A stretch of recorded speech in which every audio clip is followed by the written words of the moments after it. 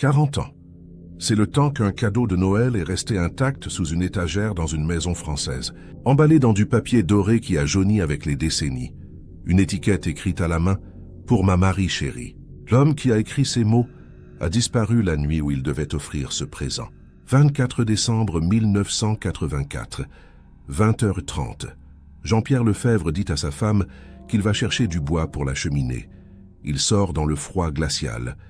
Il ne reviendra jamais. Sa voiture reste dans l'allée. Ses clés pendent encore au porte-manteau. Aucune trace dans la neige fraîche. Les gendarmes concluent à un abandon volontaire. Mais Marie refuse de les croire. Elle garde le cadeau fermé. Une promesse silencieuse. Quand il reviendra, nous l'ouvrirons ensemble. 40 hivers passent. Marie meurt en 2024 sans avoir revu son mari. Ses enfants, aujourd'hui adultes, décident enfin d'ouvrir le paquet. À l'intérieur, ils ne trouvent ni montre ni bijoux. Ils trouvent une lettre, écrite dans l'urgence, froissée, et maculée de sang séché.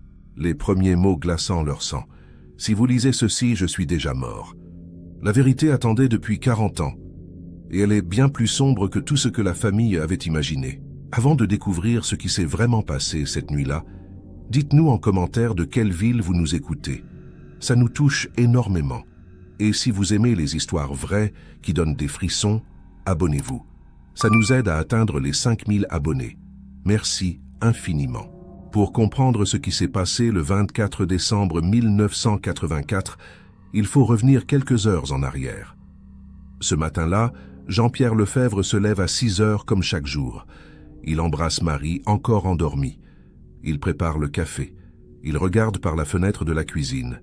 La neige tombe sans interruption depuis 4 jours. Les rues sont désertes. Tout est blanc. Tout est silencieux. Marie descend vers 7 heures. Elle sourit. « Tu as pensé au bois pour ce soir ?» Jean-Pierre hoche la tête. « J'irai en chercher avant le dîner. » Les enfants, Thomas et Sophie, dévalent les escaliers 1 heure plus tard. Ils parlent des cadeaux sous le sapin. Marie prépare la dinde. L'odeur emplit la maison. Tout semble parfait. Tout semble normal. Mais à 18 heures, quelque chose change. On frappe à la porte. Jean-Pierre ouvre. Un voisin se tient sur le perron. Il dit qu'il a besoin d'aide pour réparer sa pompe à eau.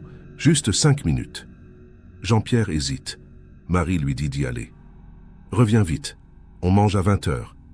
Jean-Pierre enfile son manteau. Il sort. Marie le voit disparaître dans la nuit noire. Elle ne sait pas encore qu'elle vient de voir son mari pour la dernière fois. Elle ne sait pas encore que ce voisin qui a frappé à la porte cache un secret terrible. Un secret qui va détruire sa vie. Un secret qui restera enterré pendant 40 ans. Jusqu'à ce qu'une lettre maculée de sang révèle enfin la vérité. 20 heures. Marie met la table dans la salle à manger. Les assiettes en porcelaine blanche. Les verres en cristal hérités de sa mère. Les couverts en argent réservés aux grandes occasions. Elle allume les bougies au centre de la table. Elle vérifie la dinde au four. Tout est prêt. Elle sourit en pensant à la soirée qui commence. Noël en famille. Le moment qu'elle préfère dans l'année. Mais Jean-Pierre n'est toujours pas rentré. Elle regarde l'horloge murale au-dessus de la cheminée. 20h15. Elle fronce légèrement les sourcils. « Papa tarde », dit Thomas en regardant le sapin illuminé dans le coin du salon. Sophie joue avec sa poupée près de la cheminée où crépitent quelques bûches. Marie ouvre la porte d'entrée. Le froid la gifle immédiatement. Elle scrute la nuit noire. Rien. Juste le silence épais de la neige qui continue de tomber doucement. Pas un bruit, pas un mouvement. Elle referme la porte. Elle attend dans le couloir. Elle écoute. Peut-être les pas de Jean-Pierre sur le gravier gelé. Mais rien ne vient. Le silence est total. 20h30. Toujours personne. Marie commence à sentir une boule se former dans sa gorge. Ce n'est pas normal. Jean-Pierre est toujours ponctuel. Toujours. Il respecte les horaires comme une horloge. Surtout le soir de Noël. Il sait combien cette soirée compte pour elle. Pour les enfants. Il ne serait jamais en retard sans prévenir. Jamais. Elle enfile son manteau de laine noire. Elle enroule une écharpe autour de son cou. « Restez ici », dit-elle aux enfants d'une voix qu'elle veut rassurante. Mais sa main tremble en tournant la poignée. Elle sort dans la rue déserte. Ses pas crissent sur la neige gelée. Le froid brûle ses joues. Elle marche vers la maison du voisin. La maison de Luc Girard. 200 mètres à peine. Elle connaît le chemin par cœur. Elle passe devant la haie de tuyas qui sépare les deux propriétés. Les fenêtres de la maison de luxe sont éteintes. Toutes, pas une lumière, pas un signe de vie. Elle ralentit. Quelque chose la gêne. Mais elle ne sait pas quoi. Une sensation étrange. Un malaise diffus. Elle secoue la tête. Elle s'approche de la porte. Elle frappe 3 coups secs contre le bois vieilli de la porte d'entrée. Pas de réponse. Elle attend 30 secondes. Elle frappe plus fort. Toujours rien. Elle appelle. « Monsieur Girard, Jean-Pierre est avec vous ?» Sa voix résonne dans le silence de la nuit. Aucune réponse. Aucun bruit à l'intérieur. Elle fait le tour de la maison. Elle essaie de regarder par les fenêtres. Mais les volets sont fermés. Tout est fermé. Tout est noir. Tout est muet. Elle retourne devant la porte. Elle hésite à frapper encore. Mais elle sent que c'est inutile. Personne ne viendra ouvrir. Elle retourne chez elle plus vite qu'elle n'est venue. Son cœur bat trop fort dans sa poitrine. Ses pensées s'emballent. Où est Jean-Pierre? Pourquoi Luc ne répond pas? Où sont-ils tous les deux? Elle entre dans la maison. Les enfants la regardent avec de grands yeux inquiets. « Alors ?» demande Thomas. Marie secoue la tête. Personne. Elle décroche le téléphone accroché au mur de la cuisine.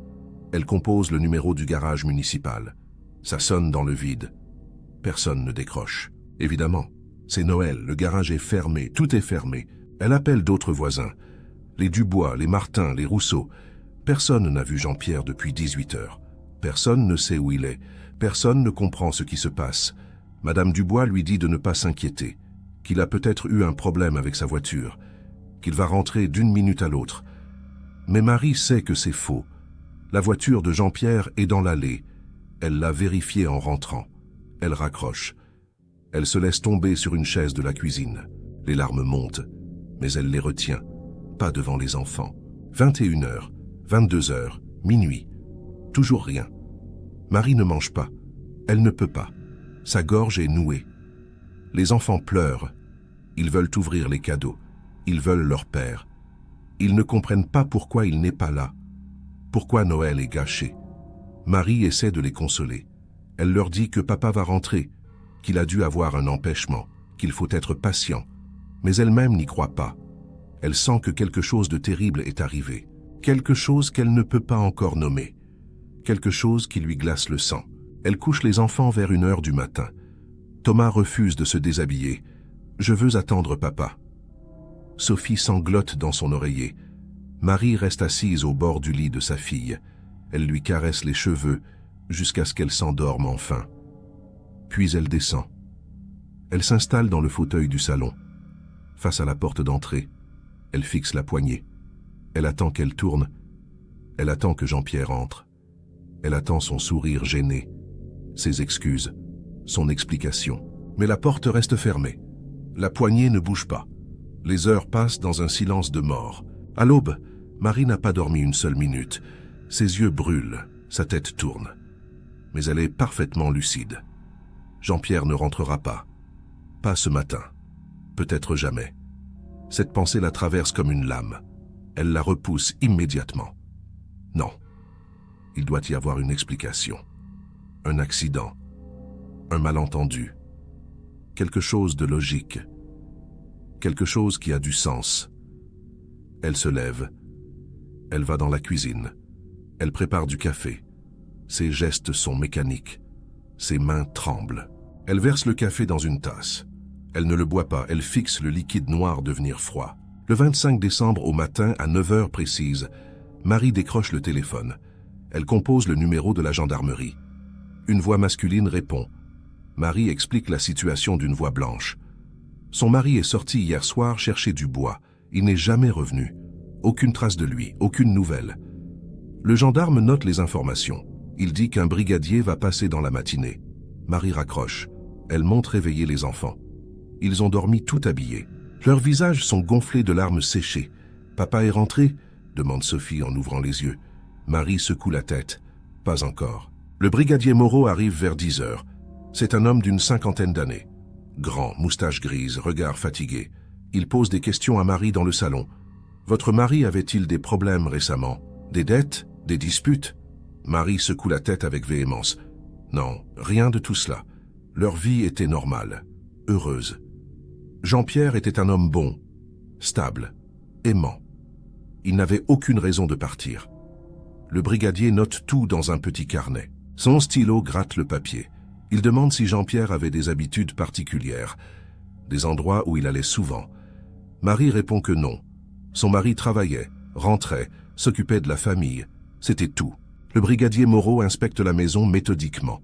Il ouvre les placards de la chambre. Les vêtements de Jean-Pierre sont tous là. Ses costumes, ses chemises, ses chaussures.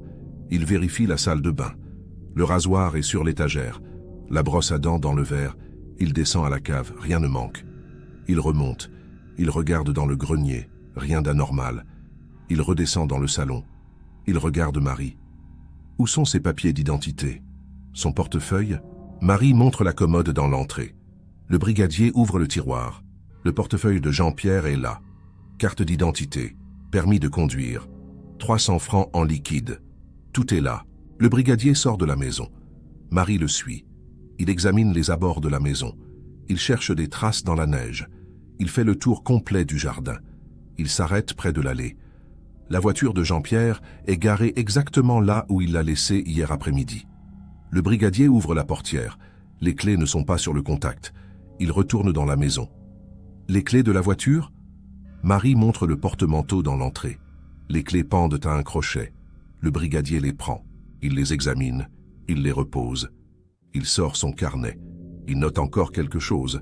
Son visage est fermé, impossible à lire. Il revient dans le salon. Il s'assoit en face de Marie. Il prend une grande inspiration. « Madame Lefebvre, je dois vous poser une question difficile. » Marie le regarde sans comprendre. « Oui ?» Le brigadier hésite. Puis il dit d'une voix douce mais ferme. « Est-il possible que votre mari soit parti de son plein gré ?» Le monde de Marie s'effondre d'un coup. Elle ouvre la bouche. Aucun son ne sort. Puis elle trouve sa voix. Une voix tremblante de colère. « Non, jamais. Jean-Pierre ne ferait jamais ça. Jamais. » Le brigadier hoche la tête lentement, mais son regard dit autre chose. Il a déjà décidé. « Je comprends que c'est difficile à accepter, » dit-il d'un ton qu'il veut compatissant. « Mais nous devons envisager toutes les hypothèses. Votre mari est parti sans prendre sa voiture, sans prendre d'argent, sans laisser de traces dans la neige. C'est le comportement de quelqu'un qui ne veut pas être suivi, qui veut disparaître. » Marie se lève d'un bond. « Vous vous trompez, mon mari n'a pas disparu volontairement, quelque chose lui est arrivé. Il faut le chercher, il faut faire quelque chose. » Le brigadier se lève aussi. Il range son carnet. « Nous allons ouvrir une enquête, madame. Nous allons interroger le voisinage. Mais je dois être honnête avec vous. Dans ce genre de situation, il ne finit pas sa phrase. Mais Marie comprend parfaitement.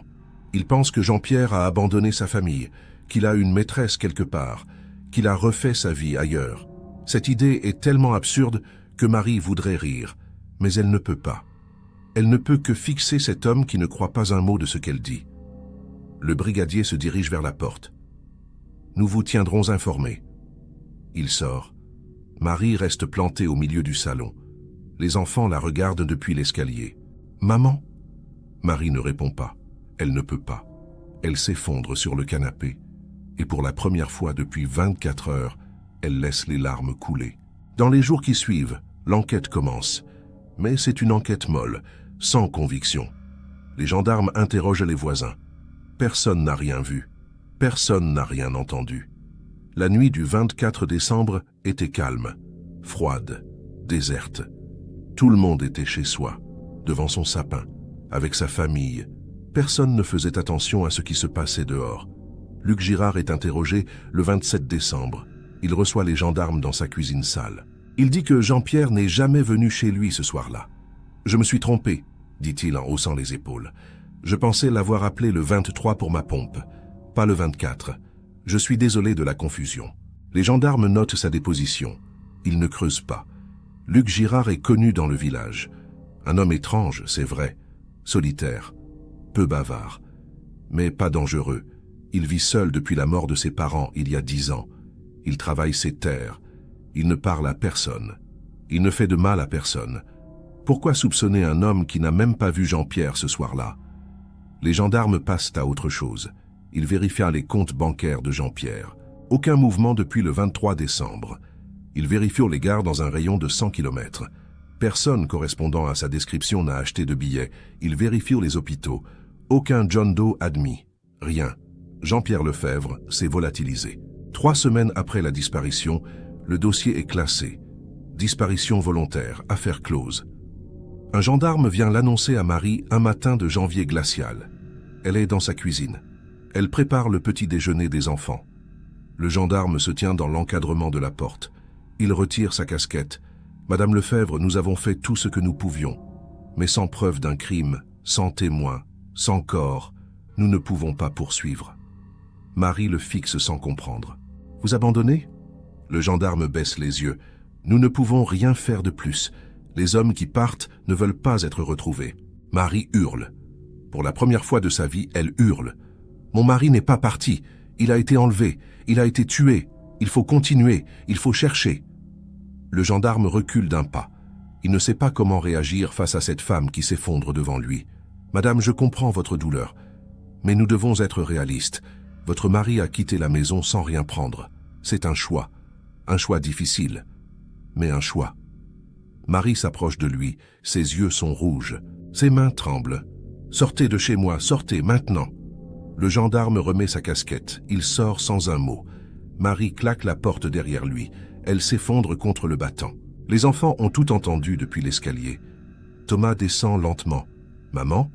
Marie se retourne. Elle essuie ses larmes rapidement. Elle essaie de sourire, mais son sourire est brisé. « Tout va bien, mon chéri. » Thomas s'approche. Il a 12 ans, mais il n'est plus un enfant. Il a compris. « Papa ne reviendra pas. C'est ça ?» Marie secoue la tête avec force. « Non, papa reviendra. Je te le promets. Il reviendra. » Mais Thomas voit dans ses yeux qu'elle n'y croit pas vraiment, ou qu'elle essaie de s'en convaincre. C'est la même chose. Thomas remonte dans sa chambre. Il ferme la porte. Il ne pleure pas. Il est trop en colère pour pleurer. Les semaines passent, puis les mois. Le village commence à parler. Les rumeurs se répandent comme une traînée de poudre. Jean-Pierre avait une liaison. Il devait de l'argent à des gens dangereux. Il était malheureux avec Marie. Il a toujours été bizarre. Marie entend tout. Elle entend les murmures quand elle passe dans la rue. Elle voit les regards en coin, les sourires en coin, les hochements de tête compatissants qui cachent le jugement. Elle sait ce qu'il pense. Il pense qu'elle a été naïve, qu'elle n'a rien vu venir, qu'elle était une mauvaise épouse. Sinon, pourquoi son mari serait-il parti? Marie encaisse. Elle ne répond pas, elle ne se justifie pas. Elle continue à tenir sa mercerie. Elle ouvre tous les matins à 9 heures. Elle accueille les clients avec un sourire poli. Elle vend du fil, des boutons, de la dentelle. Elle fait comme si de rien n'était, comme si sa vie n'avait pas explosé, comme si son cœur n'était pas brisé en 1000 morceaux. Le soir, elle rentre chez elle. Elle prépare le dîner pour les enfants. Elle les aide pour les devoirs. Elle les couche. Elle leur souhaite bonne nuit. Et quand ils dorment enfin, elle descend au salon. Elle s'assoit devant le sapin. Elle regarde le cadeau, le papier doré, l'étiquette. Pour ma Marie chérie, elle ne l'a jamais ouvert. Elle ne l'ouvrira pas. Pas sans Jean-Pierre. Elle a pris cette décision le premier jour, le 25 décembre 1984. Quand elle a compris qu'il ne rentrerait pas pour Noël, elle a décidé de garder ce cadeau intact, comme une promesse, comme un serment. Quand Jean-Pierre reviendra, ils l'ouvriront ensemble, pas avant, jamais avant. Les enfants lui demandent parfois « Maman, pourquoi tu ne l'ouvres pas ?» Marie répond toujours la même chose. « Parce que c'est un cadeau de papa, et papa voudrait que je l'ouvre avec lui. » Les enfants ne comprennent pas. Mais ils respectent. Ils ne touchent jamais au cadeau. Janvier passe. Février, mars, avril. Le printemps arrive. La neige fond. Les champs reverdissent. La vie continue. Mais pour Marie, le temps s'est arrêté le 24 décembre. Chaque jour est identique.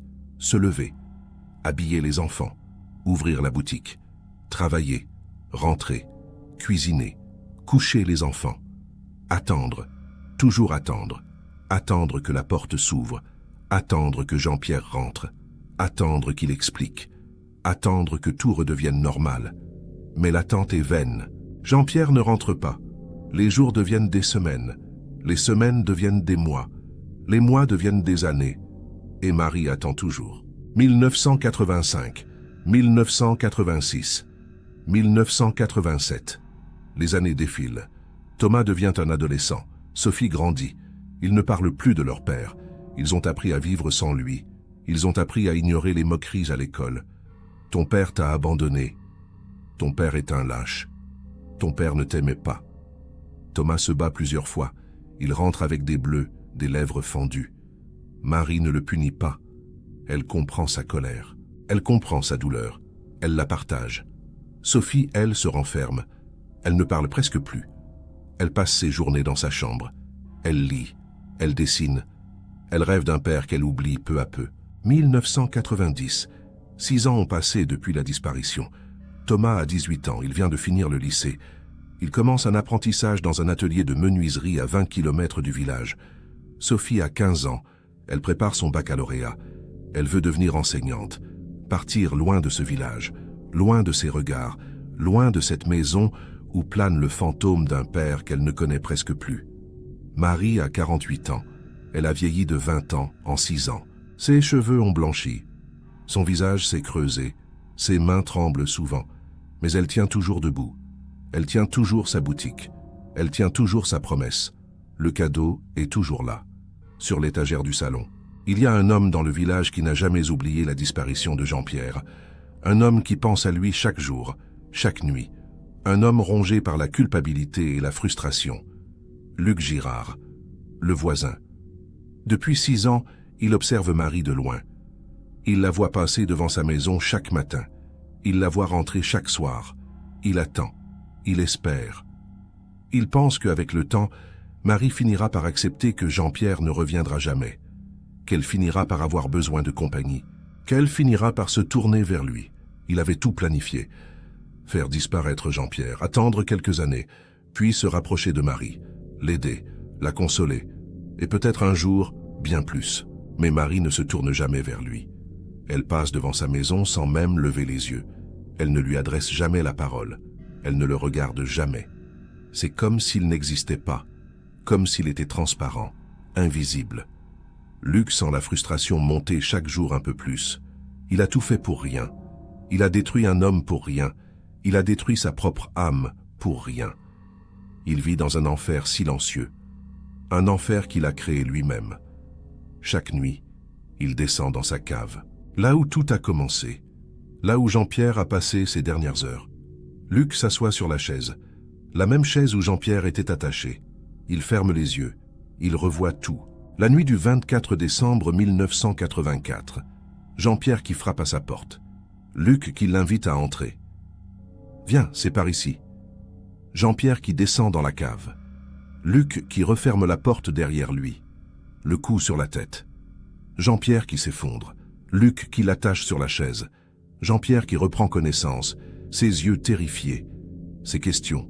« Qu'est-ce que tu fais? Pourquoi ?» Luc qui ne répond pas. Qui sort de la cave?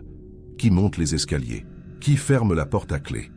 Jean-Pierre qui crie, qui supplie, qui hurle. Luc qui reste en haut, qui écoute, qui attend que le silence revienne. Le silence qui ne revient jamais. Jean-Pierre qui continue de crier pendant des heures. Luc avait un plan. Il voulait garder Jean-Pierre quelques jours. Le temps que Marie s'affole, le temps que tout le village cherche, le temps que Marie ait besoin de réconfort. Puis il aurait libéré Jean-Pierre loin du village, avec une menace. « Si tu reviens, je dis à Marie que tu as une maîtresse. » Jean-Pierre serait parti. Marie serait restée seule, et Luc aurait été là pour elle. C'était un bon plan, un plan simple. Mais Jean-Pierre n'a pas coopéré. Il a crié, il a hurlé, toute la nuit du 24, toute la journée du 25. Luc paniquait. Et si quelqu'un l'entendait? Et si quelqu'un venait?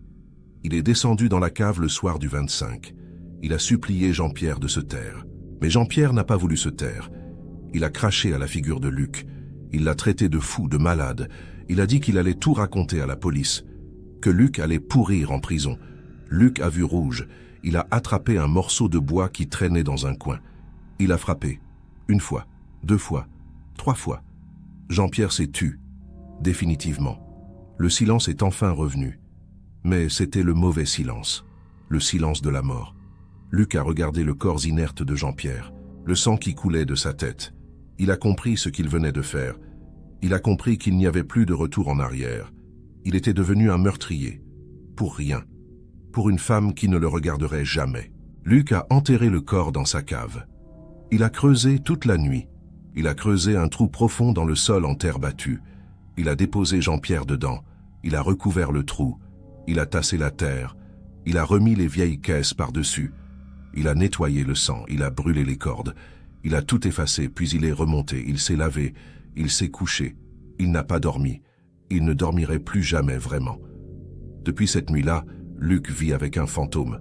Le fantôme de Jean-Pierre. Il le voit partout. Dans les champs. Dans les rues. Dans les miroirs. Il l'entend aussi. Ses cris. Ses supplications. Pourquoi? Pourquoi moi? Luc n'a jamais eu de réponse. Juste un désir fou. Un désir qui l'a transformé en monstre. Un soir de février 1990, Luc décide de tenter sa chance. Il n'en peut plus d'attendre. Il n'en peut plus de regarder Marie de loin. Il traverse les 200 mètres qui séparent sa maison de celle de Marie. Il frappe à la porte. Marie ouvre. Elle porte un tablier couvert de farine. Elle cuisinait. Elle le regarde avec surprise. « Oui ?» Luc bafouille. Ses mots se bousculent. Je voulais savoir si vous aviez besoin d'aide. Pour le jardin. Pour réparer quelque chose, n'importe quoi. » Marie le fixe quelques secondes. Son regard est froid, distant. « Non merci, monsieur Girard. » Elle commence à refermer la porte. Luc pose sa main contre le battant. « Attendez, je sais que c'est difficile de tout gérer seul. Je peux... » Marie l'interrompt sèchement. « Monsieur Girard, je vous remercie de votre proposition. Mais je n'ai besoin de rien. Bonne soirée. » Elle ferme la porte fermement, presque violemment. Luc reste planté sur le perron, humilié, furieux, désespéré.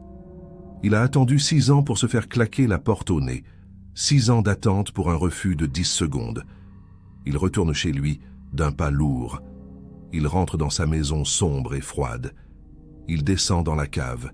Il s'assoit sur la chaise, celle où Jean-Pierre est mort. Il pleure. Pour la première fois depuis 6 ans, Luc Girard pleure. Il pleure sur lui-même, sur sa vie gâchée, sur son crime inutile, sur cet amour impossible. Il pleure jusqu'à l'aube. Les années continuent de passer. 1995, 2000, 2005. Luc vieillit mal. Il boit. Il ne s'occupe plus de ses terres. Il laisse sa maison tomber en ruine. Les gens du village commencent à dire qu'il est devenu fou, qu'il parle tout seul, qu'il rit sans raison, qu'il pleure la nuit. On l'entend parfois hurler depuis sa cave. Mais personne ne se soucie vraiment de lui. Personne ne lui rend visite. Personne ne lui parle. Luc est devenu un paria, un fantôme vivant, exactement comme Jean-Pierre. 2 fantômes dans le même village, l'un sous terre, l'autre au-dessus, mais tous les 2 prisonniers de la même nuit, la nuit de Noël 1984, la nuit qui a tout détruit. 2010. 26 ans ont passé depuis la disparition. Thomas a 40 ans, il s'est marié, il a 2 enfants. Il vit dans la ville voisine. Il travaille comme chef d'atelier dans une grande menuiserie. Il a reconstruit sa vie loin du village, loin des souvenirs, loin de cette maison où plane encore l'ombre de son père. Sophie a 35 ans. Elle est devenue enseignante comme elle le voulait. Elle enseigne le français dans un lycée à 100 km de là. Elle aussi a fui. Elle aussi a essayé d'oublier. Mais on n'oublie jamais vraiment. Le passé reste, il pèse, il ronge. Thomas et Sophie reviennent au village une fois par mois pour voir leur mère. Marie a 68 ans. Elle a fermé sa mercerie il y a 5 ans. Elle vit seule dans la maison familiale. Ses cheveux sont complètement blancs. Son dos est courbé. Ses mains tremblent de plus en plus. Mais son esprit est toujours aussi clair, toujours aussi obstiné. Elle n'a jamais accepté la version officielle. Elle n'a jamais cru que Jean-Pierre l'avait abandonnée. Elle le répète encore. À qui veut l'entendre? Mon mari ne nous a pas quittés. Quelque chose lui est arrivé. Les gens hochent la tête poliment, mais personne ne la croit. Après 26 ans, tout le monde a tourné la page. Tout le monde sauf Marie. Et le cadeau. Le cadeau est toujours là, sur l'étagère du salon. 2015, 31 ans. Marie a 73 ans. Sa santé commence à décliner sérieusement. Elle a du mal à marcher. Elle a du mal à respirer. Son médecin lui dit qu'elle doit ralentir, qu'elle doit se ménager. Mais comment se ménager quand on attend depuis 31 ans? Comment se reposer quand on sait que la vérité est quelque part? Thomas et Sophie s'inquiètent. Ils lui proposent de venir vivre avec eux, mais Marie refuse. « Je dois rester ici, au cas où il reviendrait. » Thomas soupire. « Maman, papa ne reviendra pas. » Marie le regarde avec une dureté qu'il ne lui connaît pas. « Ne redis jamais ça. Jamais. » Thomas baisse les yeux. Il ne discute pas. À quoi bon? 2020, 36 ans. Le monde entier est confiné à cause d'une pandémie. Marie est seule dans sa maison. Thomas et Sophie ne peuvent pas venir la voir. Ils l'appellent tous les jours. Ils s'inquiètent. Marie leur dit que tout va bien. Mais elle ment. Elle va très mal, elle tousse, elle a de la fièvre. Elle a peur d'avoir attrapé ce virus. Mais elle refuse d'aller à l'hôpital.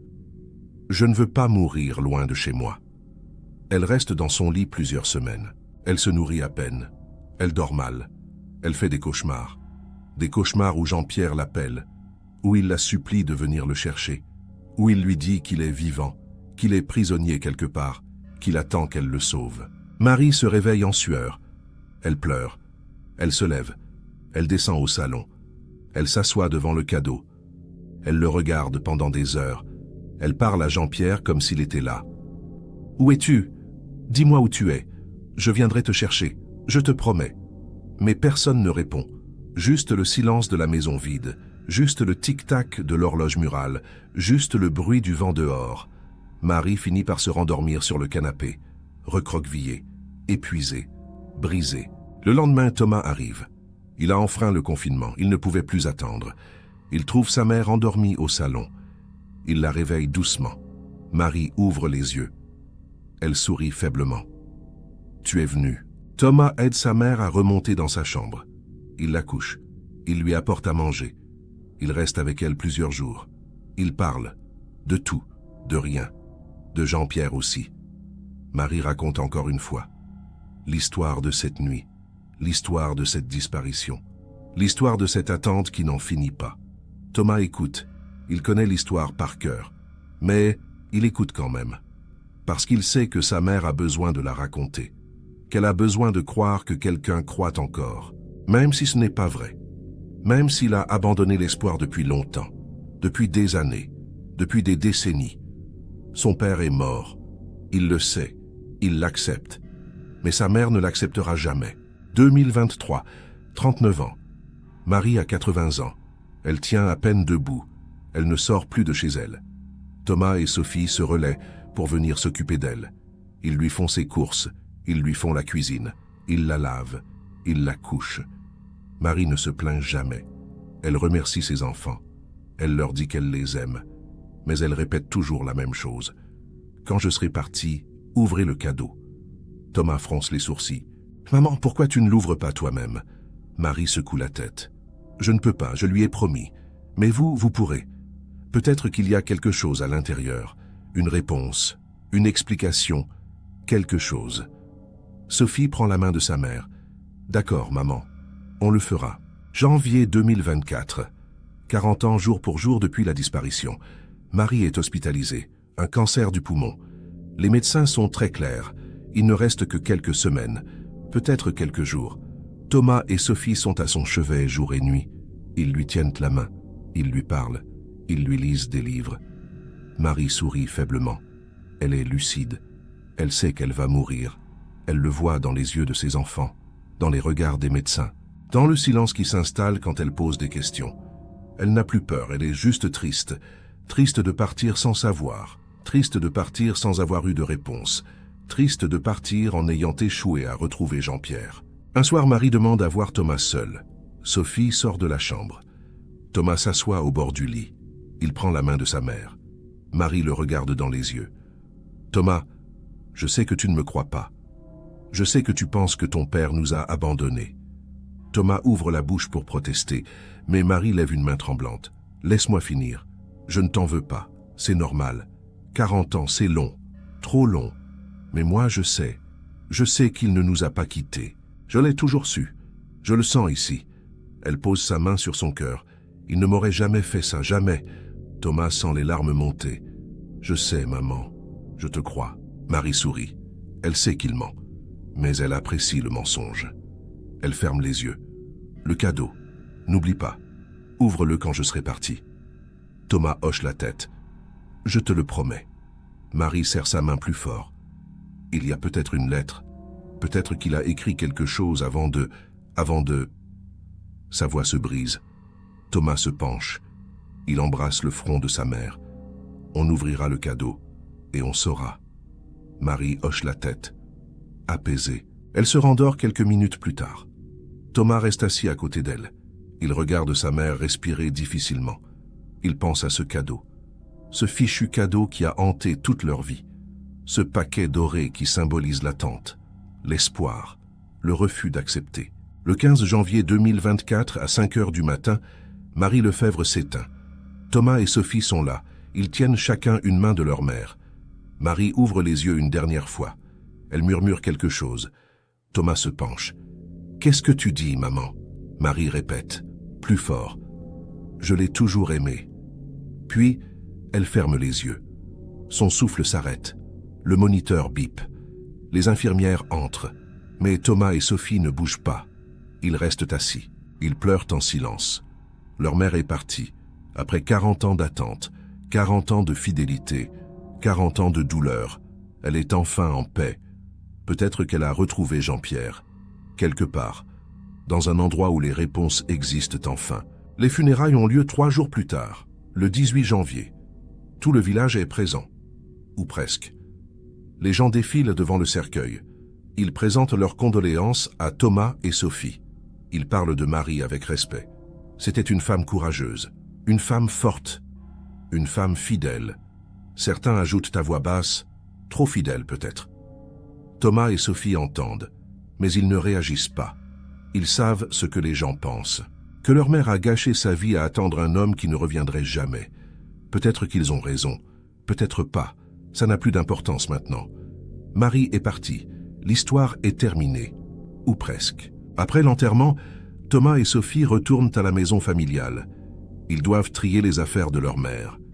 Décider quoi garder, quoi jeter, quoi donner. C'est un travail difficile. Chaque objet porte un souvenir. Chaque photo raconte une histoire. Ils passent la journée à faire des cartons. Le soir tombe. Ils sont épuisés. Ils s'assoient au salon. Thomas regarde l'étagère. Le cadeau est là, toujours intact, toujours intouchable. Sauf que maintenant, leur mère n'est plus là pour le protéger. Thomas se lève. Il prend le paquet délicatement. Il le pose sur la table basse. Sophie le regarde. « Tu vas l'ouvrir » Thomas hoche la tête. « Maman nous l'a demandé. » Sophie s'approche. Elle s'assoit à côté de son frère. « D'accord, faisons-le ensemble. » Thomas commence à déchirer le papier doré. Lentement, avec précaution. Le papier est si vieux qu'il se désintègre presque sous ses doigts. Il tombe en morceaux. En dessous, il y a une boîte en carton. Une boîte à chaussures de marque Bata. Thomas soulève le couvercle.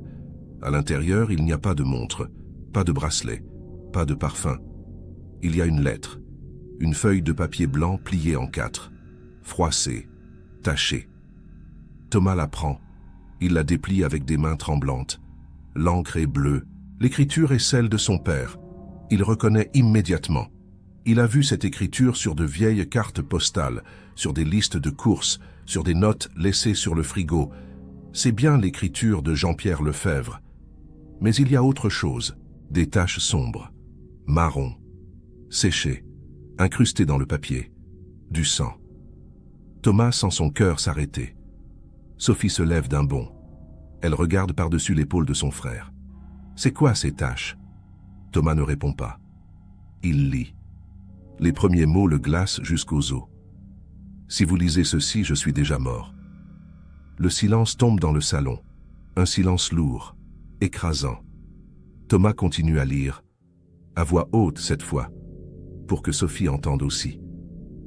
Marie, mon amour, pardonne-moi de ne pas être rentré ce soir.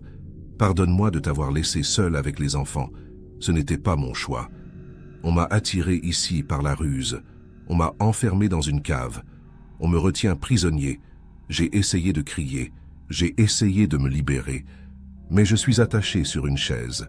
Thomas s'arrête. Sa voix tremble. Sophie a les mains sur la bouche. Les larmes coulent sur ses joues. Thomas reprend. Je ne sais pas combien de temps il me reste, mais je sais qu'il va me tuer. Il me l'a dit. Il a dit que tu seras à lui, que tu oublieras, que tu auras besoin de lui. Il est fou, Marie, complètement fou. Je ne comprends pas pourquoi il fait ça. Je ne lui ai jamais rien fait. Mais il dit qu'il t'aime, qu'il t'a toujours aimé, qu'il me déteste parce que je t'ai épousée. Marie, je t'aime. Dis aux enfants que je les aime. Dis-leur que je n'ai jamais voulu partir. Dis-leur que papa les aimait plus que tout au monde. Dis-leur... La lettre s'arrête brusquement. Les derniers mots sont griffonnés, à peine lisibles, maculés de sang. Thomas laisse tomber la lettre sur la table. Ses mains tremblent tellement qu'il ne peut plus la tenir. Ses jambes ne le portent plus. Il s'effondre sur le canapé. Sa respiration est saccadée. Sophie ramasse la feuille avec précaution. Elle la relit. Une fois, 2 fois, 3 fois. Comme si les mots allaient changer, comme si elle avait mal lu. Mais non, les mots restent les mêmes. Terrible, définitif. Il ne nous a pas abandonnés. Sa voix est un murmure étranglé. Mon Dieu, Thomas, il ne nous a pas abandonnés. Maman avait raison depuis le début. Thomas relève la tête. Ses yeux sont rouges, injectés de sang. Quelqu'un l'a tué. Quelqu'un l'a enfermé. Quelqu'un l'a assassiné et nous a regardé grandir en sachant ce qu'il avait fait. Sophie serre la lettre contre sa poitrine. Elle sanglote. 40 ans de colère refoulée explosent d'un coup. 40 ans à croire que son père les avait abandonnés. 40 ans à lui en vouloir, à le détester parfois, à avoir honte de porter son nom. Et maintenant cette vérité insoutenable. Leur père n'était pas un lâche, leur père était une victime qui avait essayé de les prévenir, qui avait écrit cette lettre dans l'urgence, qui avait utilisé ses dernières forces pour leur dire la vérité, pour dire à leur mère qu'il l'aimait, pour les protéger même dans la mort. Sophie se laisse tomber sur le sol. Elle pleure comme elle n'a jamais pleuré. Thomas la rejoint. Il la prend dans ses bras, il reste là, par terre, enlacé, brisé. Après un long moment, Thomas se ressaisit. Il se lève, il essuie ses yeux, il prend son téléphone. Ses doigts tremblent en composant le numéro. La gendarmerie répond. Gendarmerie nationale, j'écoute. Thomas essaie de parler. Sa voix se casse. Il tousse. Il reprend. J'ai besoin de signaler un meurtre. Silence à l'autre bout. Pardon, monsieur? Thomas inspire profondément. Mon père a été assassiné il y a 40 ans. Je viens de trouver la preuve. Une lettre. Écrite par lui avant sa mort. Le gendarme hésite. Votre nom? Thomas donne son identité. Il explique rapidement. La disparition de Jean-Pierre en 1984. Le dossier classé. La lettre retrouvée aujourd'hui. Le gendarme note tout. Un inspecteur viendra demain matin. Ne touchez à rien. Thomas raccroche. Il regarde Sophie. Ils viennent demain. Sophie hoche la tête. Elle se relève difficilement. Elle reprend la lettre. Elle la relit encore. Il dit « il ». C'est un homme. Il dit qu'il voulait que maman soit à lui. Thomas fait les 100 pas dans le salon. Son cerveau tourne à toute vitesse. Quelqu'un qui connaissait papa. Quelqu'un qui connaissait maman. Quelqu'un du village. Sophie réfléchit. Quelqu'un qui est peut-être encore en vie. Cette pensée les glace. Le meurtrier de leur père vit peut-être encore. Quelque part. Peut-être même dans ce village. Peut-être même à quelques mètres d'ici. Thomas sent la rage monter. Qui a pu faire ça? Sophie secoue la tête. Je ne sais pas. Mais la police va enquêter. Ils vont rouvrir le dossier. Ils vont trouver. La nuit est longue. Très longue. Thomas et Sophie ne dorment pas. Ils restent au salon, assis l'un à côté de l'autre. Ils regardent la lettre posée sur la table. Ils pensent à leur père. Ils repensent à leur enfance. Au Noël sans lui. Aux anniversaires sans lui. Aux diplômes obtenus sans lui. Au mariage célébré sans lui. Aux petits-enfants qu'il n'a jamais connus. Toute une vie volée. Par qui? Pourquoi? Les questions tournent en boucle. Sans réponse. Pas encore. Thomas se lève à un moment. Il va dans la cuisine. Il revient avec 2 verres et une bouteille de whisky. Ils serrent. Ils boivent en silence. L'alcool brûle. Mais ça fait du bien. Ça engourdit un peu la douleur. Un peu seulement. Le lendemain matin, à 9 heures précises, on frappe à la porte. Thomas ouvre. 2 personnes se tiennent sur le perron. Une femme d'une 40aine d'années, cheveux courts, regard intelligent, et un homme plus jeune, Trentaine, costume gris. La femme tend sa carte. Capitaine Dubois, brigade criminelle. Voici le lieutenant Mercier. Thomas les fait entrer. Ils s'installent au salon. La capitaine Dubois regarde la lettre posée sur la table. C'est celle-ci? Thomas acquiesce. Oui, nous l'avons trouvée hier soir, dans un cadeau de Noël que notre mère avait gardé intact pendant 40 ans. La capitaine enfile des gants. Elle prend la lettre délicatement. Elle la lit. Son visage reste impassible, mais ses yeux trahissent sa surprise. Elle lève la tête. « Vous confirmez que c'est l'écriture de votre père ?» Thomas et Sophie hochent la tête ensemble. « Oui, on est certain. » La capitaine glisse la lettre dans un sachet plastique transparent. « Nous allons l'analyser, les taches de sang aussi. On va comparer l'ADN avec le vôtre si vous acceptez de faire un prélèvement. » Thomas accepte immédiatement. « Tout ce que vous voulez. Il faut retrouver qui a fait ça. » La capitaine sort un carnet. « Racontez-moi tout depuis le début. » Thomas et Sophie racontent. La soirée du 24 décembre 1984. Le voisin qui vient chercher leur père. Jean-Pierre qui ne rentre jamais. L'enquête bâclée. Le dossier classé. Les 40 ans d'attente de leur mère. La mort de Marie il y a 3 jours. La découverte de la lettre hier soir. La capitaine note tout méticuleusement. « Vous avez dit qu'un voisin est venu chercher votre père ce soir-là » Thomas hoche la tête. « Oui, pour un problème de pompe à eau. Mais quand la gendarmerie l'a interrogé à l'époque, il a dit que papa n'était jamais venu, qu'il s'était trompé de jour. » La capitaine lève les yeux de son carnet. « Vous vous souvenez du nom de ce voisin ?» Thomas hésite. Il cherche dans sa mémoire. C'était il y a 40 ans. Il était enfant, mais le nom lui revient soudainement. Girard. Luc Girard. Il habitait à 200 mètres d'ici. La capitaine note. « Il habite toujours ici ?» Thomas et Sophie échangent un regard. « On ne sait pas. On ne vit plus au village depuis des années, mais je pense que oui. Sa maison est toujours là. » La capitaine se lève. « On va vérifier. » Le lieutenant Mercier prend la parole pour la première fois. « D'après la lettre, votre père mentionne une cave. Il dit qu'il est enfermé dans une cave, attaché sur une chaise. » Sophie acquiesce. « Oui, c'est ce qu'il écrit. » Le lieutenant continue. « Si le meurtrier l'a gardé prisonnier dans une cave, il y a de fortes chances que cette cave soit proche de chez vous. Votre père est sorti à pied ce soir-là. Il n'a pas pris sa voiture. Donc la cave doit être dans un rayon de quelques centaines de mètres maximum. » Thomas se redresse. « La maison de Luc Girard a une cave. Une grande cave, je m'en souviens. On y est allé une fois quand j'étais petit, avec papa, pour aider Luc à déplacer des meubles. » La capitaine et le lieutenant échangent un regard. Intéressant. La capitaine range son carnet. « Nous allons interroger Monsieur Girard. Nous allons aussi demander l'autorisation de fouiller sa propriété. » Thomas se lève. « Je veux venir. » La capitaine secoue la tête.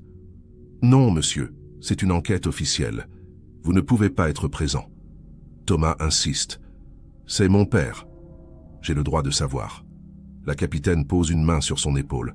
« Je comprends votre douleur, mais vous devez nous laisser faire notre travail. Si Monsieur Girard est impliqué, nous le découvrirons.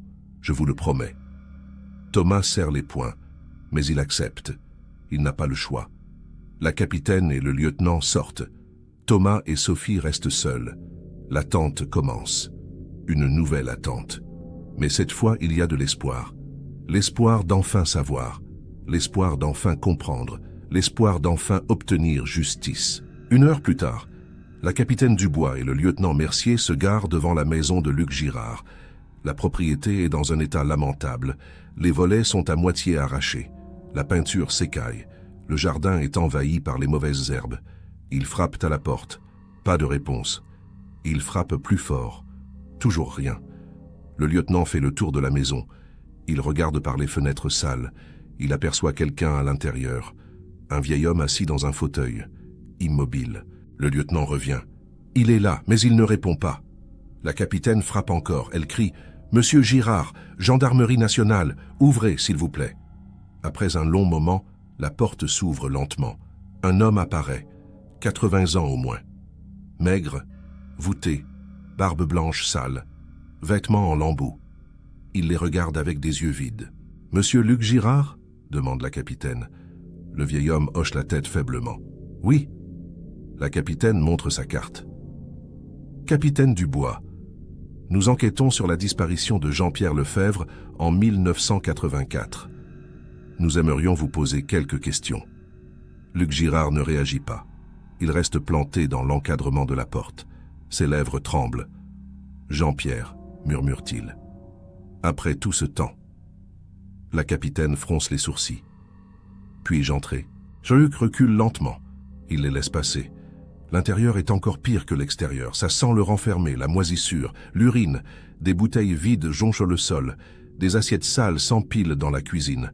La capitaine essaie de ne pas montrer son dégoût. Elle s'assoit sur une chaise bancale. Luc reste debout, figé. « Monsieur Girard, vous vous souvenez du 24 décembre 1984 ?» Luc hoche la tête lentement. « Oui, Noël.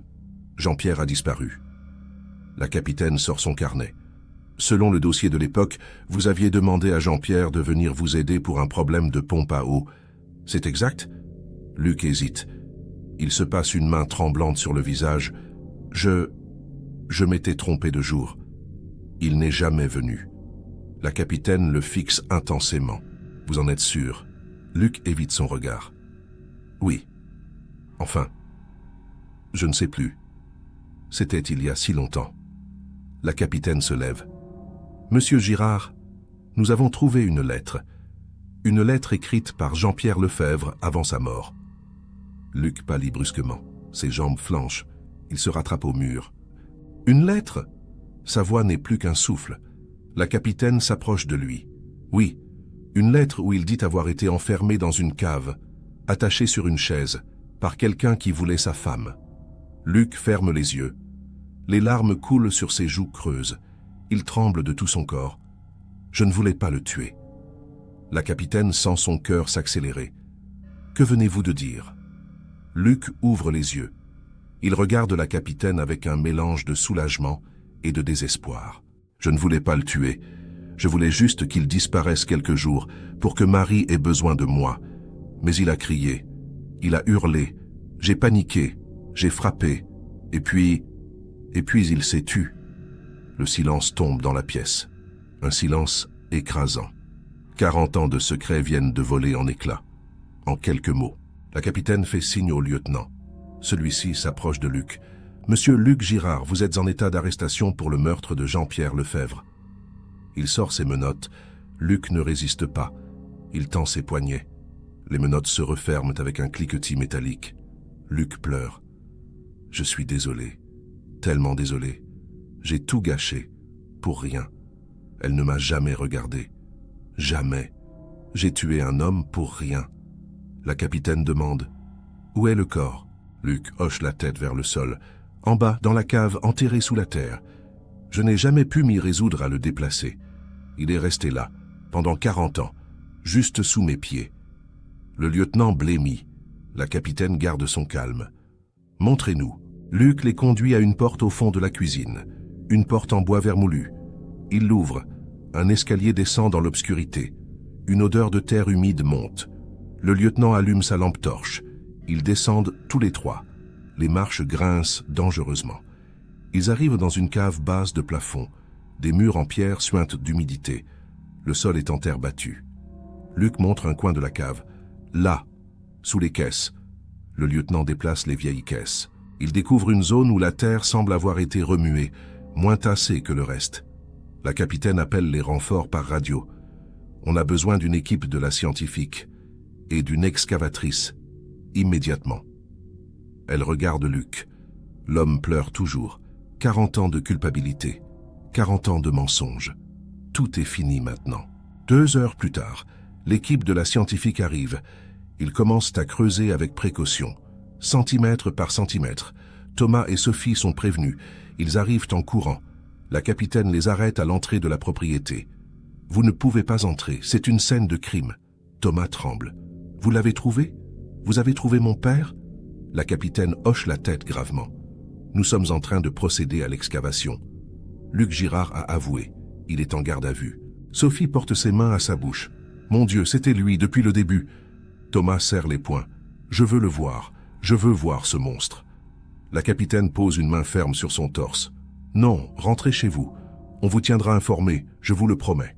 Thomas et Sophie n'ont pas le choix. Ils retournent chez eux. Ils s'assoient au salon. Exactement là où ils étaient hier soir, là où tout a commencé. La lettre de leur père est partie avec la police, mais les mots restent gravés dans leur mémoire. Si vous lisez ceci, je suis déjà mort. C'était vrai. Leur père était mort depuis le début, depuis la première nuit, depuis Noël 1984. Il n'était jamais parti. Il n'avait jamais fui. Il était à 200 mètres, enterré dans la cave de son meurtrier. Pendant 40 ans, pendant que sa femme l'attendait, pendant que ses enfants grandissaient en croyant qu'il les avait abandonnés. L'horreur de cette réalité est insoutenable. Thomas se lève. Il va dans la chambre de sa mère. Il s'allonge sur le lit. Il pleure. « Tu avais raison, maman. Tu as toujours eu raison. » Les jours suivants sont un cauchemar médiatique. L'affaire fait la une de tous les journaux. 40 ans après, un cadeau de Noël révèle un meurtre. Une lettre maculée de sang innocente, un disparu. Un voisin jaloux avoue un crime vieux de 4 décennies. Les caméras envahissent le village. Les journalistes harcèlent Thomas et Sophie. Ils veulent des interviews, des photos, des détails. Thomas refuse tout, Sophie aussi. Ils ne veulent pas transformer la mort de leur père en spectacle. Ils veulent juste la vérité. Et la justice. La capitaine Dubois les protège du mieux qu'elle peut. Elle organise une conférence de presse. Elle donne les faits. Rien que les faits. Sans émotion. Sans sensationnalisme. Mais ça ne suffit pas. Les médias veulent plus. Toujours plus. L'excavation dure 3 jours. Les techniciens de la scientifique travaillent avec une précision chirurgicale.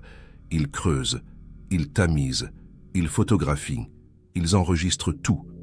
Le 3e jour, ils trouvent enfin des ossements, un squelette presque complet, enterré à 1 mètre de profondeur.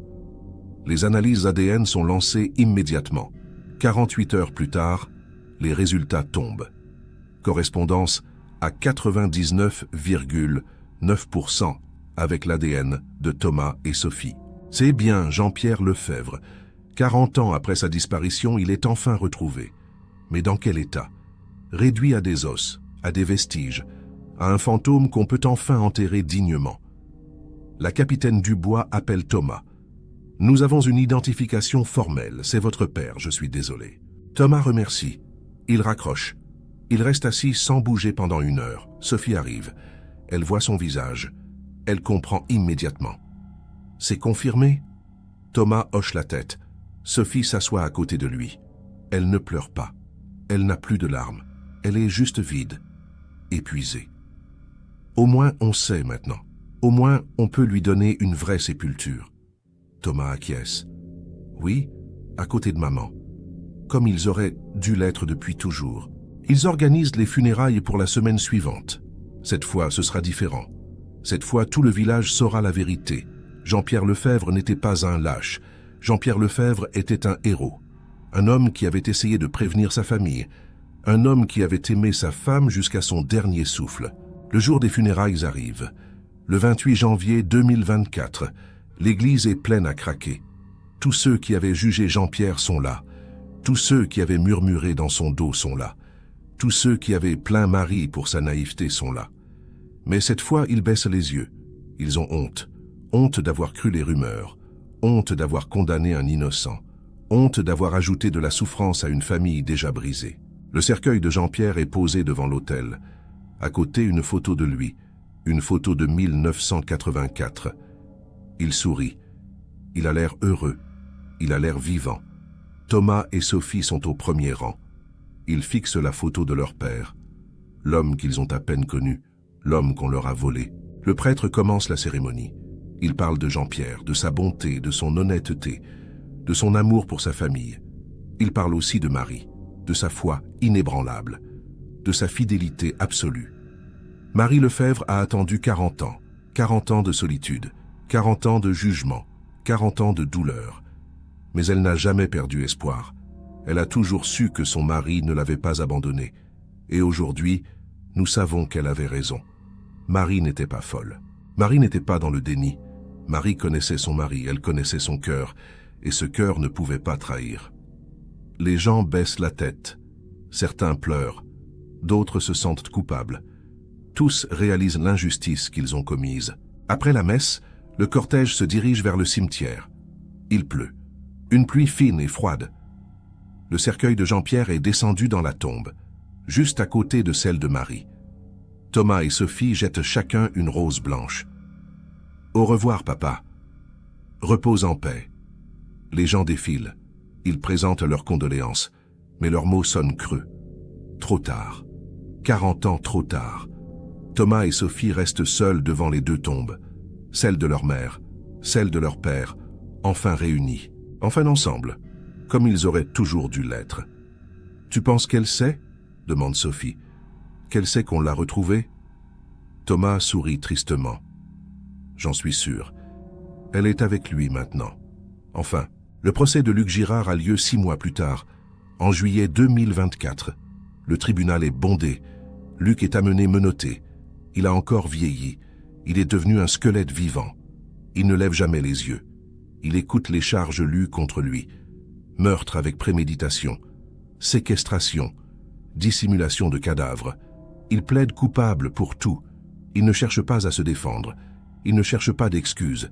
Il raconte juste comment il était tombé amoureux de Marie des années avant le meurtre, comment il enviait Jean-Pierre, comment il avait planifié de le faire disparaître temporairement, comment tout avait dégénéré, comment il avait vécu 40 ans avec ce poids, cette culpabilité, cette honte.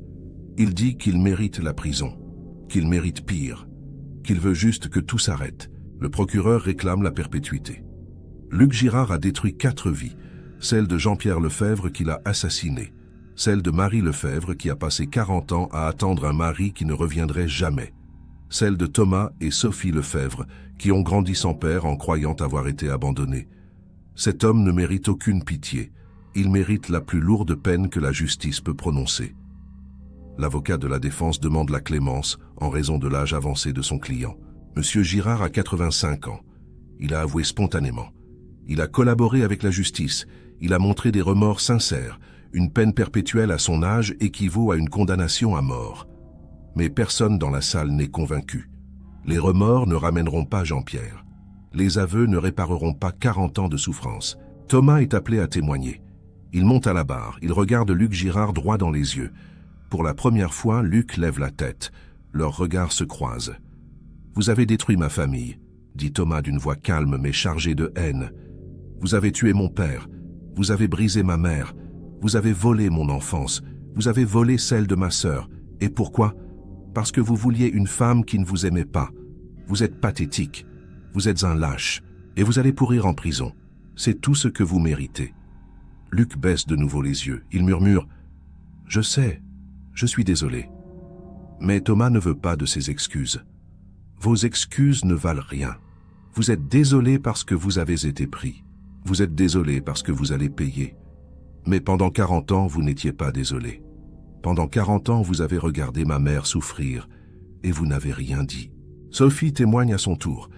Elle parle de son enfance sans père, des moqueries à l'école, de la honte qu'elle ressentait. « J'ai passé ma vie à croire que mon père ne m'aimait pas, que je n'étais pas assez bien pour qu'il reste. J'ai développé des problèmes d'estime de moi, des problèmes d'attachement. J'ai eu du mal à faire confiance aux hommes. Tout ça à cause de vous, à cause de votre crime, à cause de votre silence. Ma mère est morte en croyant que personne ne la croyait. Elle est morte seule, brisée. Et vous, vous étiez là, à 200 mètres. Vous saviez tout, et vous n'avez rien dit. » Sophie s'effondre en larmes. Thomas vient la chercher. Il retourne s'asseoir. Le juge lève la séance. Le délibéré aura lieu le lendemain. Le lendemain, la salle est de nouveau pleine. Le juge entre. Tout le monde se lève. Le juge s'assoit. « Veuillez faire entrer l'accusé. » Luc Girard est amené. Il se tient debout, voûté. Le juge lit le verdict. « Luc Girard, vous avez été reconnu coupable de meurtre avec préméditation, séquestration et dissimulation de cadavres. La Cour vous condamne à la réclusion criminelle à perpétuité avec une période de sûreté de 20 ans. » Luc ne réagit pas. Il savait. Il accepte. Les gardes l'emmènent. Il jette un dernier regard à Thomas et Sophie. Un regard qui demande pardon, mais ils détournent les yeux. Ils ne lui pardonneront jamais. Ils ne peuvent pas. Luc disparaît derrière les portes du tribunal. C'est la dernière fois que Thomas et Sophie le voient. Il mourra en prison 3 ans plus tard, sans avoir revu la lumière du jour. Après le procès, Thomas et Sophie retournent au village. Ils doivent vider définitivement la maison familiale. Décider quoi en faire. La vendre probablement. Trop de souvenirs douloureux. Ils passent une dernière fois dans chaque pièce. La chambre de leurs parents. Leurs anciennes chambres d'enfants. Le salon où le cadeau était resté 40 ans. La cuisine où leur mère préparait les repas en attendant le retour de leur père. Chaque coin de cette maison porte l'empreinte de la tragédie. Ils descendent au salon une dernière fois. Thomas regarde l'étagère vide, l'étagère où trônait le cadeau pendant 40 ans. Maman avait raison de le garder, dit-il doucement. Si elle l'avait ouvert plus tôt, on aurait su. Papa aurait eu justice plus tôt. Sophie réfléchit. Mais maman ne pouvait pas. Elle avait promis. Elle a tenu sa promesse jusqu'au bout. Ils sortent de la maison. Ils ferment la porte à clé. Ils montent dans leur voiture. Ils jettent un dernier regard à la maison de leur enfance et à la maison de Luc Girard juste à côté. Cette maison maudite, cette maison où leur père est mort, cette maison qui a abrité un secret terrible pendant 40 ans. La maison de Luc a été saisie par la justice. Elle sera démolie. Plus personne ne voudra jamais y vivre. Elle restera dans la mémoire collective comme le symbole de l'horreur. Du mal ordinaire, de la jalousie qui tue. Thomas démarre. Ils quittent le village. Pour la dernière fois, ils ne reviendront plus. Trop de douleurs, trop de souvenirs. Ils ont obtenu ce qu'ils voulaient, la vérité, la justice. Maintenant, ils doivent essayer de vivre, essayer de tourner la page, essayer de guérir. Quelques mois plus tard, Thomas reçoit un appel de la capitaine Dubois. « Monsieur Lefebvre, j'ai quelque chose pour vous. » Thomas fronce les sourcils. « Quoi donc ?» La capitaine explique. « Nous avons trouvé autre chose dans la cave de Luc Girard, cachée derrière une pierre descellée, une boîte métallique. À l'intérieur, il y avait des photos de votre mère, des dizaines de photos, prises à son insu, sur plusieurs années. Luc Girard était obsédé, complètement obsédé. Thomas sent la nausée monter. Des photos? La capitaine continue. Oui, votre mère devant sa boutique, votre mère dans son jardin, votre mère à l'église. Il la suivait, il la photographiait, depuis des années avant le meurtre. Thomas raccroche sans un mot. Il a envie de vomir. L'horreur continue même après la mort, même après le procès. Il décide de ne rien dire à Sophie. Elle n'a pas besoin de savoir. Certaines vérités sont trop lourdes à porter. 2 ans après le procès, en 2026, Thomas et Sophie retournent au cimetière. C'est l'anniversaire de la mort de leur mère. Ils déposent des fleurs sur les 2 tombes, celle de Marie, celle de Jean-Pierre. Ils restent silencieux un long moment. Puis Sophie parle. « Tu crois qu'ils sont ensemble maintenant, quelque part ?» Thomas sourit. « J'aime le croire. Maman a attendu 40 ans. Elle mérite de l'avoir retrouvée. » Sophie hoche la tête. Elle l'a toujours aimé. Même quand tout le monde lui disait de passer à autre chose. Même quand tout le monde la prenait pour une folle, elle savait. Thomas pose sa main sur la pierre tombale de sa mère. Elle savait, et elle avait raison. Ils restent encore un peu, puis ils partent, main dans la main, frères et sœurs, unis par la tragédie, mais vivants, et déterminés à honorer la mémoire de leurs parents en vivant pleinement. L'histoire fait le tour de la France, puis de l'Europe. Elle devient un symbole, le symbole de la fidélité, de l'amour qui ne meurt jamais, de la vérité qui finit toujours par éclater. On écrit des articles, des livres, des documentaires. On parle de l'affaire du cadeau de Noël, de cette femme qui a attendu 40 ans, de cette lettre maculée de sang qui a tout révélé. Certains trouvent l'histoire romantique, d'autres la trouvent tragique. Tous s'accordent sur une chose. Marie Lefebvre était une femme extraordinaire, une femme qui a cru en son mari envers et contre tous, une femme qui a eu raison, jusqu'au bout. Thomas et Sophie refusent toutes les interviews. Ils veulent juste la paix. Ils veulent que leurs parents reposent en paix. Loin des projecteurs, loin du sensationnalisme. Juste ensemble. Enfin. Le 24 décembre 2026, 42 ans jour pour jour après la disparition de Jean-Pierre Lefebvre, Thomas et Sophie se retrouvent devant le cimetière de Saint-Rémy-sur-Loire. Ils ont apporté 2 couronnes de fleurs blanches. Ils franchissent les grilles. Ils marchent lentement dans les allées. Ils arrivent devant les deux tombes côte à côte. Sur celle de Marie, il est écrit « Marie Lefebvre, née Dumont, 1942-2024, épouse fidèle, mère aimante. » Elle n'a jamais cessé d'espérer. Sur celle de Jean-Pierre, Jean-Pierre Lefebvre, 1942-1984, épouse aimant, père dévoué, enfin retrouvé. Thomas dépose sa couronne. Sophie fait de même. Ils s'assoient sur le banc face aux tombes. Le silence du cimetière les enveloppe, un silence paisible, réparateur. 42 ans, murmure Sophie. Ça fait 42 ans aujourd'hui. Thomas hoche la tête. Oui, 42 ans que papa est sorti chercher du bois et qu'il n'est jamais revenu. Sophie essuie une larme. Tu te souviens de ce soir-là? Thomas ferme les yeux. Vaguement. Je me souviens qu'on attendait devant le sapin, que maman mettait la table, que papa a dit qu'il revenait tout de suite, et puis plus rien, juste l'attente. Sophie serre la main de son frère. Maman n'a jamais cessé d'attendre, jamais, pendant 40 ans. Tout le monde pensait qu'elle était folle, mais elle savait. Elle a toujours su. Thomas sourit tristement. Elle connaissait son mari. Elle savait qu'il ne nous aurait jamais abandonnés. C'était plus fort que toutes les preuves, plus fort que tous les doutes. Qu'il reste silencieux un moment. Puis Thomas reprend. Tu sais, je pense souvent à ce cadeau, ce fichu cadeau qui est resté 40 ans sur une étagère. Si maman l'avait ouvert plus tôt, on aurait su. Papa aurait eu justice bien avant. Sophie réfléchit. Peut-être, mais maman ne pouvait pas. Elle lui avait promis.